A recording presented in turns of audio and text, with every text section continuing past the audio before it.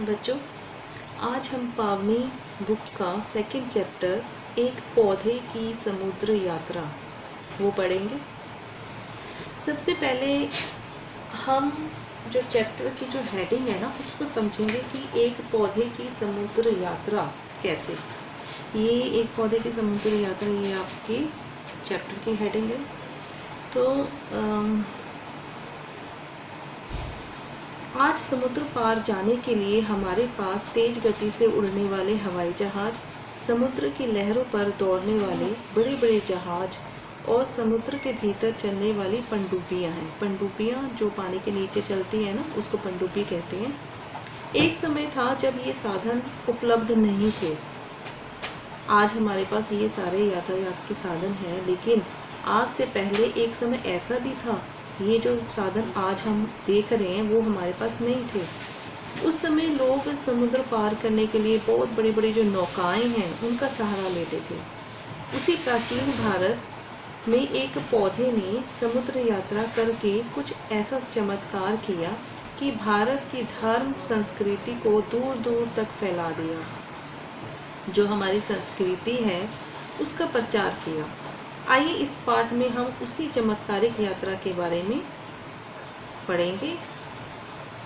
आज से लगभग 2200 वर्ष पुरानी बात है। तब ना हवाई जहाज थे, ना रेल।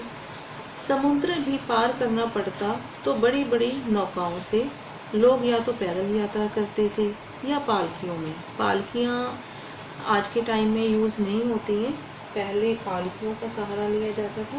पालकी 4 लोग उसको उठाकर, ज़्यादातर जो रानियां हैं वो इसका प्रयोग करती थी और आजकल इसका प्रयोग नहीं होता। कुछ लोग घोड़ों पर तो कुछ हाथियों पर सवार होकर यात्रा करते थे।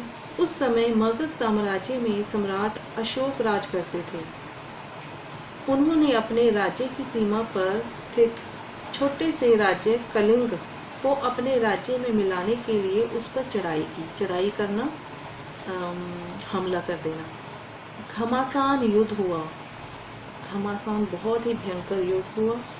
इस लड़ाई में 1 लाख से अधिक लोग मौत के घाट उतार दिए गए। आप सभी को पता है कि जब युद्ध होता है ना तब लोग बहुत मरते हैं, और वो युद्ध भी ऐसा भयंकर था जिसमें बहुत सारे लोग मारे गए। 1.5 लाख लोगों को बंदी बनाया गया। बंदी का अर्थ होता है कैदी बनाना, कैदी। अशोक यह नरसंहार देखकर बहुत दुखी हुए। नरसंहार का मतलब है कि लोगों को मारना, लोगों का मरना। तो ये जब भी कोई लड़ाई होती है तो बहुत लोग मरते हैं, और अशोक भी ये देखकर बहुत ही दुखी हो गए। उन्होंने अपनी तलवार तोड़कर नदी में फेंक दी। तब से उस नदी का नाम दया हो गया। इस युद्ध के बाद अशोक के मन में इतना पछतावा हुआ कि वह राजपाट छोड़कर भिक्षु बन गए। भिक्षु का अर्थ है जैसे साधु सन्यासी बन जाना। राजमुकुट और राजवस्त्र त्याग कर उन्होंने पीत चीवर पहन लिया। पीत चीवर होता है, जो आपने देखा होगा सन्यासी लोग हैं, साधु, वो पीले वस्त्र पहनते हैं। तो पीत चीवर उसी को कहते हैं। पीत पीला, चीवर वस्त्र, पीले वस्त्र।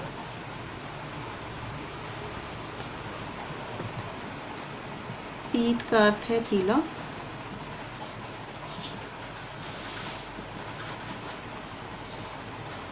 चीवर वस्त्र।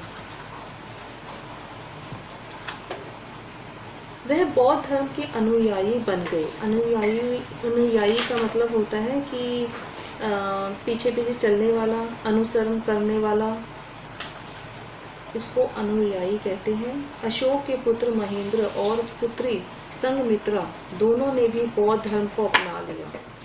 महेंद्र ही आगे चलकर महिंद के नाम से प्रसिद्ध हुए, विख्यात हुए। एक दिन अशोक ने दोनों से कहा, जाओ सद्धम्म का संदेश लेकर। सद्धम्म,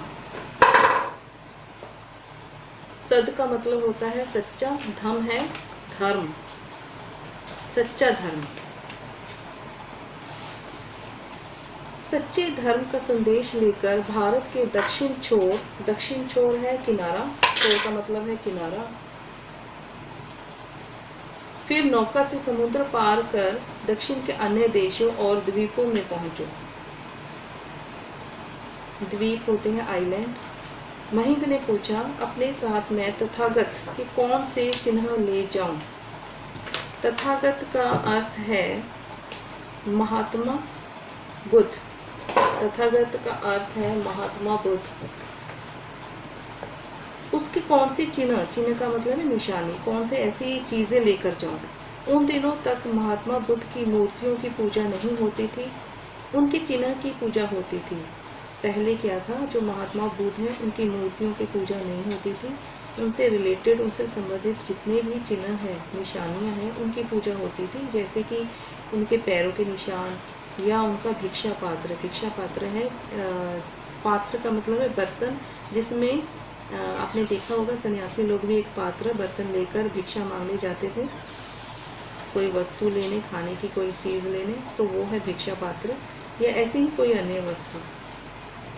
अशोक ने उनसे कहा, जिस वृक्ष के नीचे बैठकर भगवान बुद्ध ने तपस्या की थी और ज्ञान प्राप्त किया था, उसी वृक्ष से उठ पर एक पौधा ले जाओ। तो बुद्ध की जो निशानी के रूप में एक पौधा ले जाने के लिए कहा गया। तो बच्चों, आज हम चैप्टर यहीं तक पढ़ेंगे। नेक्स्ट चैप्टर पेज नंबर 17 और 18 कल पढ़ेंगे, आज यहीं तक पढ़ेंगे। तो आप ये पूरा चैप्टर अच्छे से पढ़ लेना। ओके।